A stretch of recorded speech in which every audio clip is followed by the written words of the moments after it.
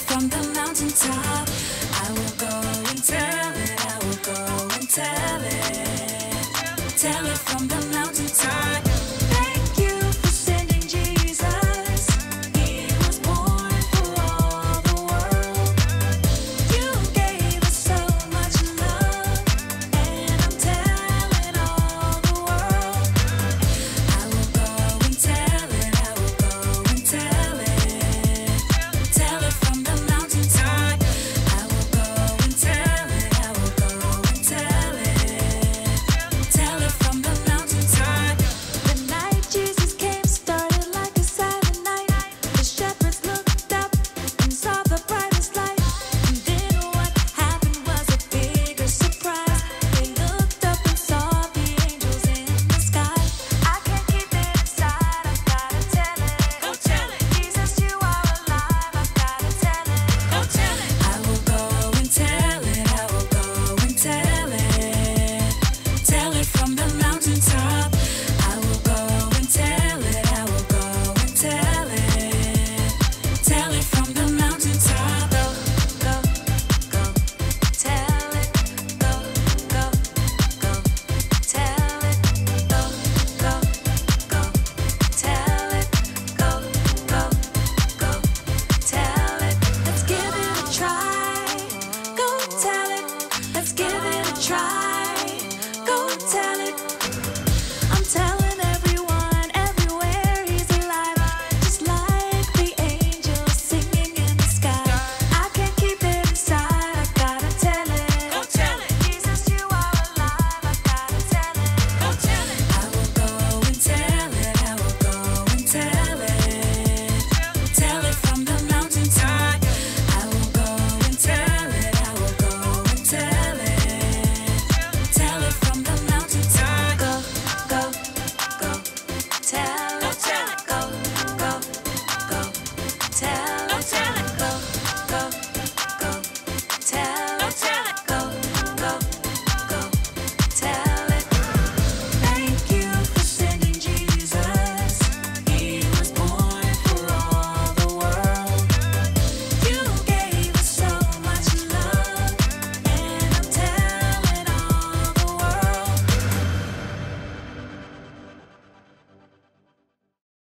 This is looking good. Right there. Yeah, perfect. Like right here. My side looks good. Oh, hi, welcome to Story Lab. This week we're talking about Christmas. And putting more decorations on our tree. More tinsel? Always. Perfect. Plus, we also might show you something that might just rock your world.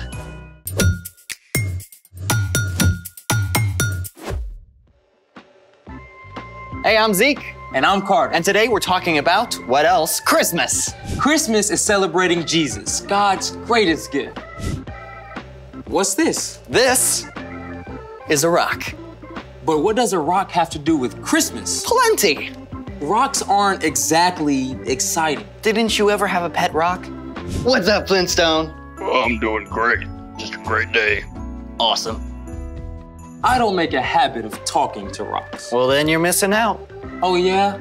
You know what they call the process of drilling through rock? Making holes in a rock? Nope, it's called boring. Boring. But rocks aren't boring. In fact, when you really think about it, rocks... Hold on, man. If you're about to say rocks rock, please don't. Listen, I get that rocks can look pretty common and ordinary, but there's more to this rock than meets the eye. And I can prove it. You're kidding. Nope. Okay then. Let's do it! Now, the most important thing about this rock isn't what's on the outside, but on the inside. All right, man. So, break it down. How about you break it down? Okay. Is that really the best you can do?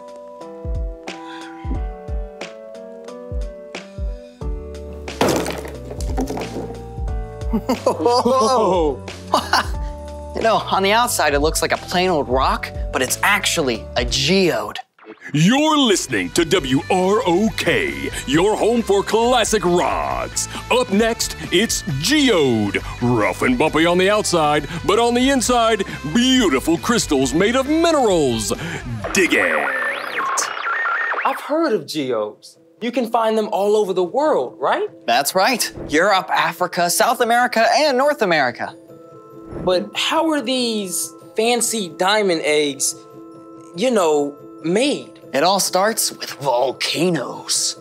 Sometimes when lava from a volcano cools underground, pockets or bubbles form inside it. Then, over time, water seeps into these spaces and leaves behind minerals.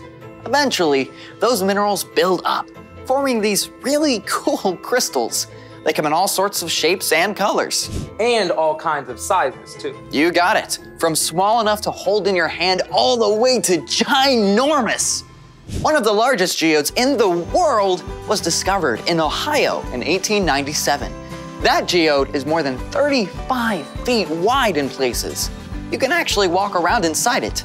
Some of the crystals are 3 feet long. Okay, you convinced me.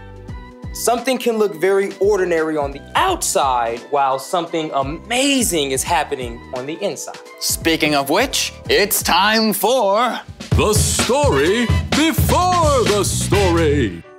Today we're in the third book of the New Testament, Luke. But hundreds of years before Luke, God chose one family, the Israelites, and promised to bless the whole world through them. Time after time, the Israelites turned away from God.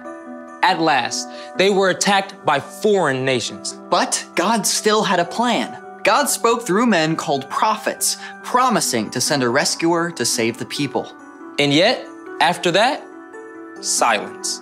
For hundreds of years, there was no recorded word from God. Then, well, that's where our story starts. Take it away. Hey everyone, Brian here. Many of the Israelites were carried off to foreign countries, but even as that happened, God promised not to give up on them. I know the plans I have for you. I want you to enjoy success. I do not plan to harm you. I will give you hope for the years to come. But after the prophets, silence. So what happened? Did God forget his promise? Not at all. In fact, as we'll see, his plan came together at just the right time. Because in the town of Nazareth lived an ordinary young woman named Mary. And one day, an angel named Gabriel visited. Greetings, Mary. The Lord has blessed you in a special way. He is with you. Whoa. I mean, can we just pause for a moment to think about how shocked Mary must have been? I mean, boom, angel in my living room, right? And we know she must have been scared because Gabriel then said, Do not be afraid, Mary. God is very pleased with you. Gabriel went on to explain that God's plan for rescuing the people had finally begun, and Mary would play a major part in that rescue. You will become pregnant and give birth to a son. You must call him Jesus. Okay, so Mary had some questions. Who wouldn't? But even though she didn't fully understand everything, she replied, I serve the Lord. May it happen to me just as you said it would. Mary was so excited she traveled to see her cousin Elizabeth, who was also going to have a baby. And even before Mary shared the good news, Elizabeth cried out, God has blessed you more than other women. As soon as I heard the sound of your voice, the baby inside me jumped for joy. You are a woman God has blessed. You have believed that the Lord would keep his promises to you. And Mary praised God. My soul gives glory to the Lord. He has taken note of me even though I'm not considered important. He has helped the people of Israel who serve him. He's done it just as he promised to our people of long ago. Even though Mary didn't know the whole story yet, she knew and trusted God. And because of that, she could have peace in the midst of something completely unexpected. The end. Wow. Can you imagine what it would have been like if social media existed back then? Yeah, I would have been all #mind blown. I hear ya. And yet Mary had peace because she trusted God. She may have looked ordinary on the outside, but God knew her heart was extraordinary. Hey, just like my geode. What do you mean? Well, you know, nothing special on the outside, but amazing on the inside. Ah, you're right. So, what's our part in the story? Well, Christmas is celebrating Jesus, God's greatest gift.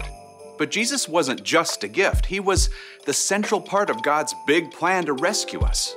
That means we can have peace because God always has a plan, even when we're scared or sad or uncertain about something. Like if you suddenly have to move to a new town in the middle of a school year. Or if a family pet dies. Or you find out that you're going to have a new baby brother or sister. No matter what happens, you can choose to give it to God because God has a plan.